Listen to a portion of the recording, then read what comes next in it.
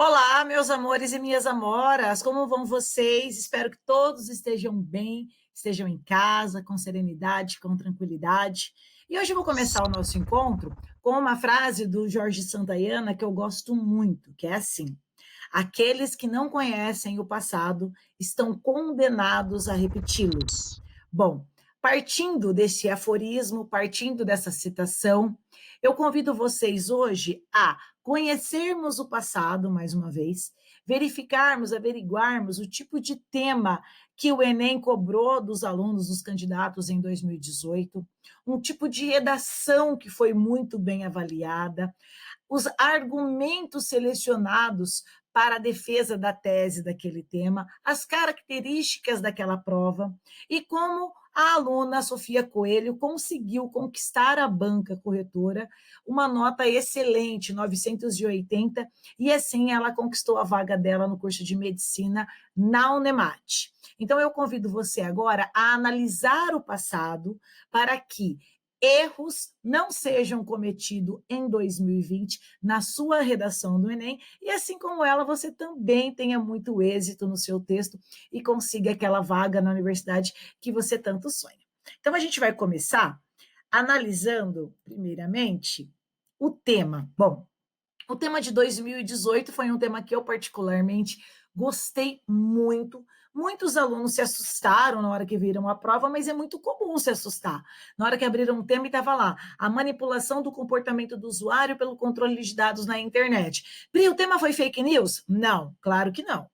Acontece que, dentro do assunto de manipulação, você poderia mencionar a questão do fake news? Poderia. Eu, Priscila, claro, não sugeriria isso a você, porque se trata de fake news. Era um ano, né? 2018 foi um ano que nós, professores, falamos o ano inteiro de fake news. Eu acredito, no meu Instagram a gente vai ter essa informação com maior precisão, mas mais ou menos umas 8 universidades pediram no Brasil todo esse tema de fake news. Então foi um tema muito desgastado para você trazer mais uma vez para a sua redação a questão da fake news. Quando eu falo desgastado, é lugar comum, é senso comum. Então, eu sugeri aos meus alunos na ocasião, claro, que fake news era um assunto que não deveria estar presente na redação para qualquer tema. Da mesma forma que eu te falo hoje, falar da Covid-19 no ano de 2020 é chover no molhado. Por quê? Porque todo mundo vai dar um jeito de falar sobre isso, certo? No ano de 2019, o que eu sugeri para os meus alunos?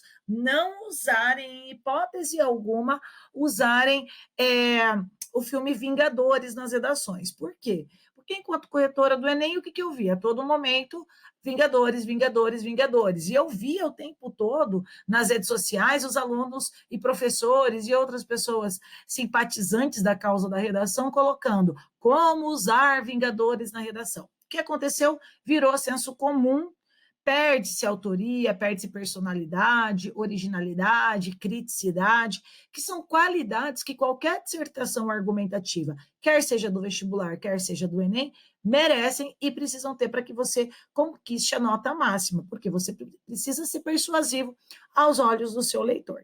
Legal? Então, vamos analisar uma aluna que não ficou preso a esses dados estatísticos, uma aluna que não copiou da coletânea, uma aluna, agora eu estou brigando com vocês, não parafraseou, porque muitos alunos adoram parafrasear e pensam assim que o seu corretor não vai nem perceber. Lembra o seguinte, todos os dias, quando nós fazemos as correções, a gente olha para os textos de apoio, a gente lê os textos de apoio. Sabe o que isso significa? Que a gente conhece os textos de apoio. E que você fazer uma paráfrase ou fazer uma inversão daqueles dados vai ser chovendo molhado, porque muitos alunos fazem isso, e aí você perde toda a credibilidade do seu texto. Cola em mim, confie em mim no que eu estou falando para você, porque isso é um problema para a dissertação argumentativa e você tem que evitar.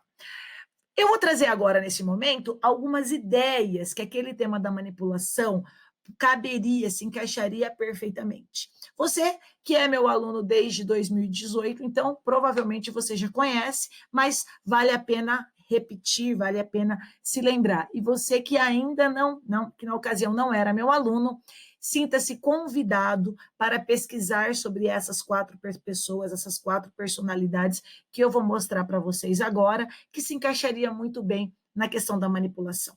Começando com o meu querido George Orwell, o livro 1984, que fala sobre um mundo, uma distopia, uma sociedade completamente vigiada, uma sociedade que a todo momento estava sendo monitorada, uma sociedade que devia respeito e a todo momento ela era vigiada pelo grande irmão. Tudo bem?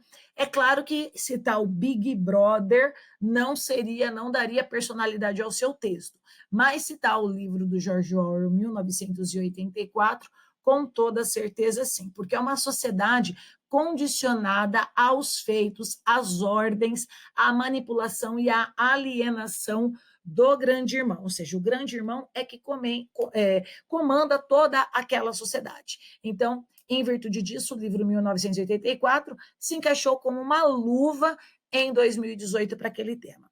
Aqui ao lado, eu coloquei para vocês o livro Simulacros e Simulação, do Jean Baudelaire. O Baudelaire, ele trabalha sobre o quê? Ele discute sobre aquilo que é uma imagem real e aquilo que é uma imagem projetada, ou seja, nós somos muitas vezes conduzidos, e isso é manipulação do usuário por meio das redes sociais, a consumir algo, produtos, ideias e serviços que não passam de mera simulação da realidade. Vou dar um exemplo para você muito simples. Imagina aquele lugar que você vê nas redes sociais, que você vê lá no seu Instagram, que é lindo, maravilhoso. Eu estou dizendo isso por experiência própria, porque já aconteceu comigo, tá? Que eu penso, meu Deus, é o lugar que eu preciso conhecer. Isso é imagem projetada que quer o quê? Quer te convencer a comprar aquele produto, aquela viagem, aquela ideia. É uma simulação da realidade. Aí você economiza todo o seu dinheiro, economiza toda a sua verba, chega nas férias e fala, eu vou conhecer aquele lugar.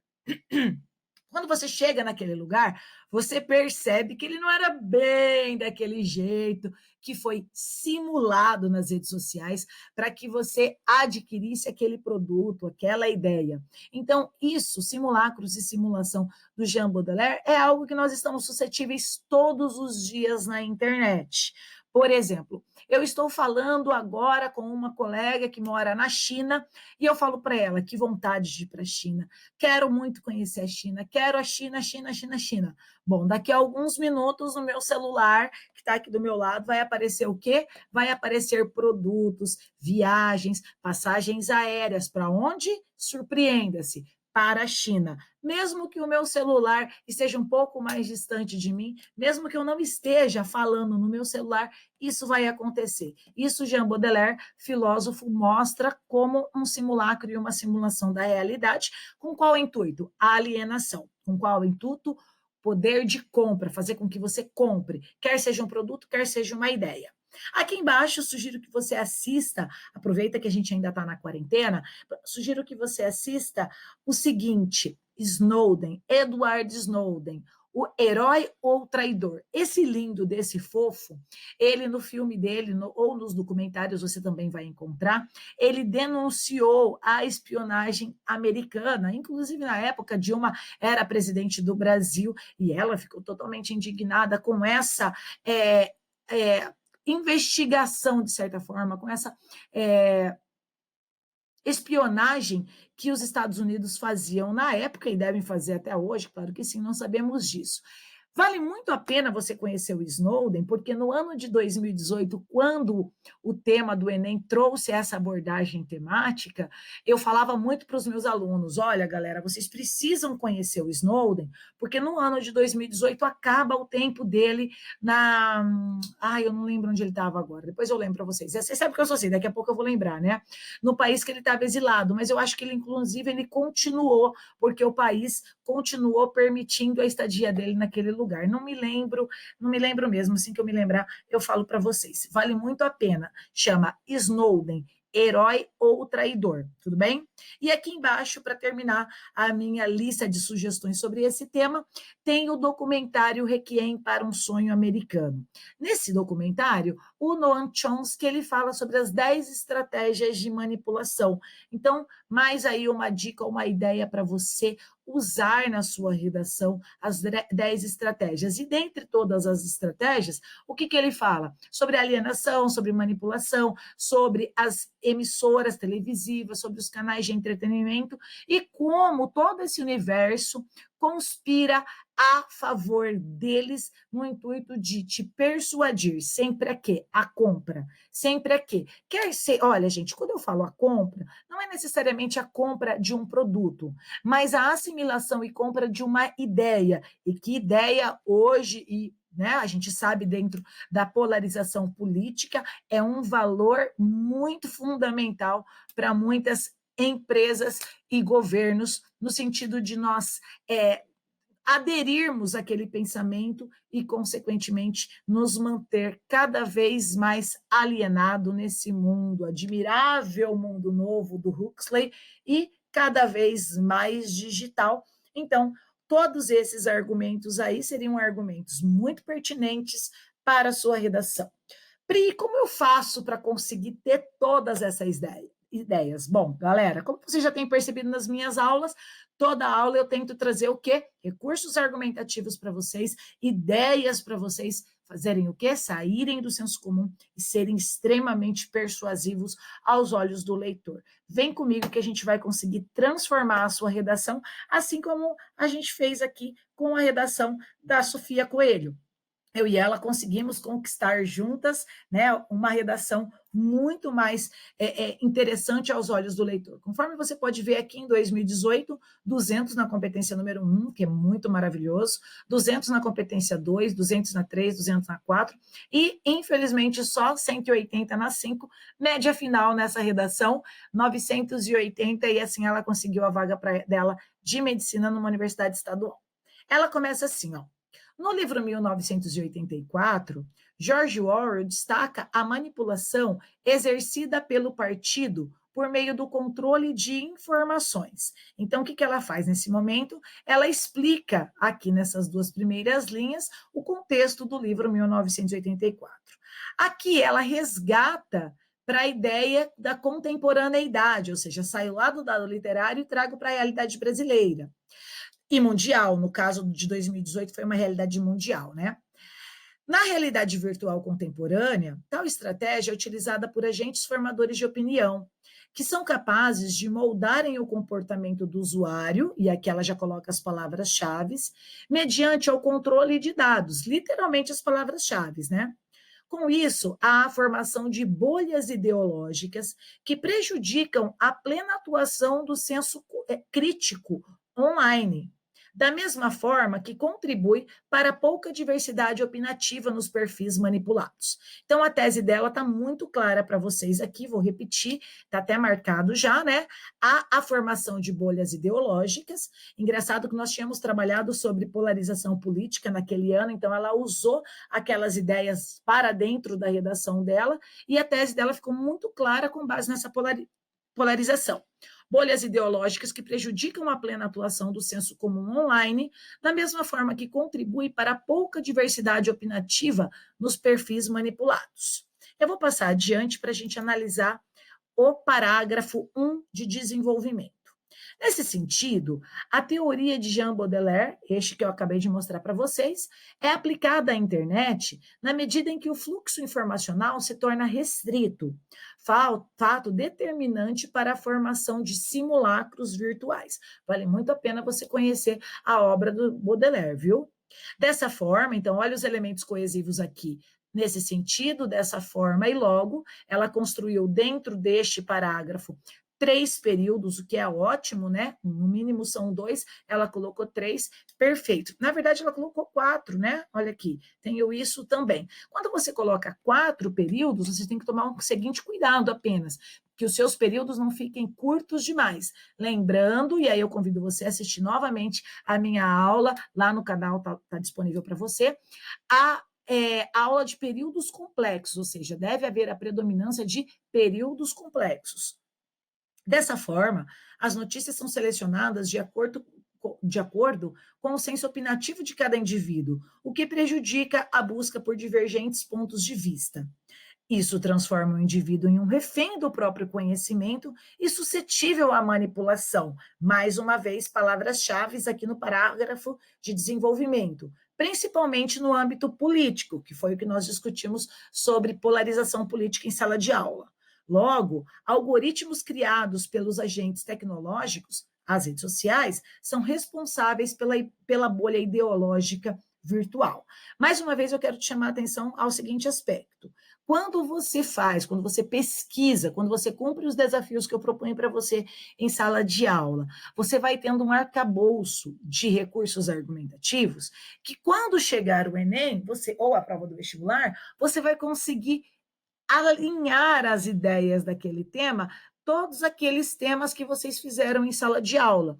Eu, Priscila, vejo muito dentro desse parágrafo aqui a aula de polarização política, porque ela usou aqueles recursos aqui dentro quando ela disse que políticos usam da manipulação em benefício próprio para se reelegerem. Foi isso que ela discutiu dentro deste primeiro parágrafo de desenvolvimento. Vamos analisar o segundo. Ademais, segundo a revista Science, a era digital fomenta a criação de espirais do silêncio. Consoante essa perspectiva, usuários que fazem parte dessa lógica não conseguem exercer o pleno exercício, ficou exercer e exercício aqui, né?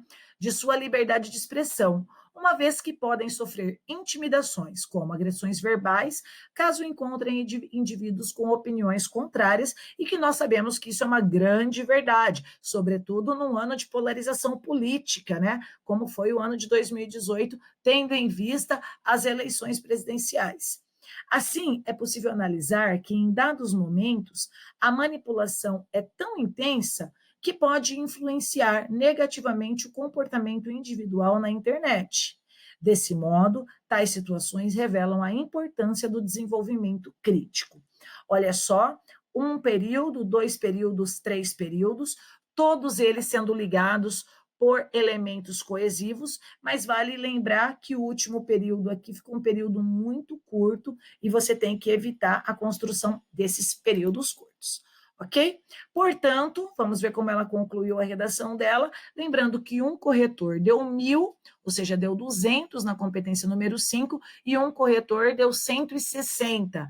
Eis aí um motivo pela nota quebrada dela, 980. Tá joia? Ela começa assim, ó. Portanto, empresas de tecnologia devem aprimorar a ação de algoritmos por meio da criação de bots que ofereçam a oportunidade do rompimento da bolha ideológica pessoal, a fim de mitigar, a finalidade aqui, a influência dos simulacros digitais, e ela volta naquela ideia lá da introdução, do primeiro parágrafo de desenvolvimento, né? Além disso, o Ministério da Educação, com a contratação de estagiários dos cursos de Ciências Sociais, História e Sociologia, deve promover dinâmicas e debates em instituições do ensino médio e superior. Então, em outras palavras, ela sugeriu palestras. Muito provavelmente um corretor não gostou disso, né? Achou um pouco superficial demais essa palestra, essa conversa que ela sugeriu, e por isso deu 960 para ela, com o objetivo de otimizar o senso crítico dos alunos e funcionários. Com o efeito social, é possível que os usuários, uma coisa que eu sugiro para você não colocar é possível, coloca com certeza, coloca assim, haverá, terá, será, não coloca talvez, não coloca ideias que não demonstrem certeza da sua parte. É possível que os usuários utilizem os conhecimentos adquiridos para questionarem o controle de dados e serem capazes de romper com o ciclo de manipulação online vigente. Crianças, vale lembrar que esta aluna conseguiu 980, mas que para um corretor a conclusão dela não foi tão detalhada assim. Talvez tenha faltado um pouco mais de detalhamento na ação, talvez o meio dela, o mecanismo não tenha sido tão bem desenvolvido assim. Então, vale a pena você assistir mais uma vez a nossa aula de conclusão, para que você não perca nenhum dos 5 elementos fundamentais necessários e assim você consiga 200 em todas as competências. Tá joia? Espero que vocês tenham gostado das ideias que eu propus para vocês hoje, além das ideias que a Sofia Coelho trouxe para a redação dela, uma redação 980, e eu confesso que eu vou ficar muito feliz se você conquistar 980 na sua redação. Afinal de contas, como eu sempre digo, você sonha e eu te ajudo a escrever uma nova história em sua vida. Um beijo no seu coração e até a próxima, galera. Até mais. Tchau, tchau.